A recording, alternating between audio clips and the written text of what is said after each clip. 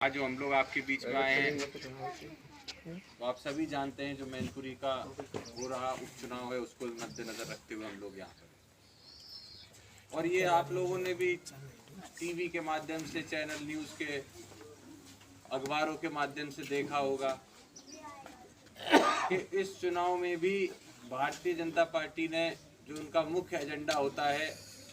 कि आपस में लड़ाई लगाना, कलह कराने की प्रयास करना, उसमें भी कहीं कोई कसर नहीं छोड़ी। लेकिन हमें खुशी इस बात की है कि नेताजी भले ही हमारे बीच नहीं रहे हैं, लेकिन जो उनकी इच्छा थी कि पूरा परिवार एक होके रहे और एकता में ही जो ताकत होती है, एक बार फिर से उसी के द्वारा उत्तर प्रदेश और देश के अंदर समाजवादियों को आगे बढ़ाने का काम किया। तो हमारे नेता माननीय शिवपाल सिंह जी ने और समाजवादी पार्टी के राष्ट्रीय अध्यक्ष अखिलेश यादव जी ने और सभी परिवार के बड़ों ने, मैं ये कह सकता हूं, जो नेताजी की इच्छा थी और नेताजी से ज्यादा, और नेताजी हमेशा उनकी जो इच्छा होती थी वो हमेशा जो जनता की इच्छा होती थी उसी को वो हमेशा अपनी इच्छा बनाते थे। और कहीं ना कहीं उन्होंने इस बीच देखा था कि जनता के अंदर यही मांग थी कि किसी भी तरह एक हो जाए। हम लोग भी कहीं जाते थे, कोई शादी नहीं होते में जाते थे, गमी में जाते थे, तो गांव के जो बुजुर्ग होते थे उनकी एक ही बात होती थी कि बेटा कैसे भी एक हो जाओ। तो हमें बहुत खुशी है कि पूरा परिवार जिस तरीके से पहले नेताजी के रहते हुए नेताजी ने आगे बढ़ाने का काम किया, आज फिर वो पूरा परिवार एक होकर आप लोगों की सेवा के लिए तत्पर है। आने वाले समय में सब, लेकिन ये लड़ाई अब सिर्फ हमारी परिवार के लोगों के लिए नहीं जिम्मेदारी रहेगी। अब ये जिम्मेदारी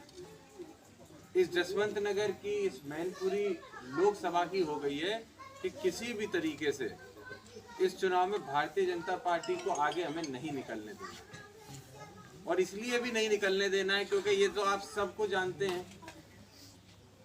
कि जो सरकार का मुख्य काम होता है लोगों की सेवा करना, जनता की सेवा करना, जो वादे आपने किए होते हैं चुनाव से पहले उनको पूरा करना, उनमें से तो कोई वादा इन लोगों ने पूरा नहीं किया। बल्कि जो एक भाईचारा हम लोगों के समाज में एक दूसरे के साथ था, उसको भी इन लोगों ने धीरे धीरे लोगों के बीच से खत्म करने का प्रयास किया। आपस में एक दूसरे को लड़ाने की बात, जाति धर्म में बांटने की बात करी और बात ये बड़ी बड़ी करते थे कि हम किसानों की सहायता करेंगे, महिलाओं की सुरक्षा की बात करते थे। और हमने देखा है कि बहुत सारे ऐसे उदाहरण हैं। उत्तर प्रदेश के, देश की तो बात छोड़ दी, उत्तर प्रदेश के अंदर आपको इतने उदाहरण मिल जाएंगे, भ्रष्टाचार से लेके इन सब चीजों के। क्या आज के समय में बिजली की जो स्थिति करी हुई है, जो अधिकारी होते हैं गांव देहात में आके, जिस आदमी पे कनेक्शन हो और एक बल्ब का हो, एक पंखे का हो, उसके भी लाख लाख रुपए के जुर्माने ठोके जा रहे हैं। और क्यों ठोके जा रहे हैं ये आप हम भी समझते हैं। अगर आप किसी और समाज से हो तो 1 लाख का जुर्माना होगा, लेकिन नाम के आगे अगर आपके यादव लगा हो तो ये डबल जुर्माना हो जाएगा। और यही स्थिति जो नेताजी ने, माननीय शिवपाल सिंह जी ने नौकरियां दी थी अपने समय में, उन्होंने प्रयास किया। और हर व्यक्ति का, हर नेता का काम होता है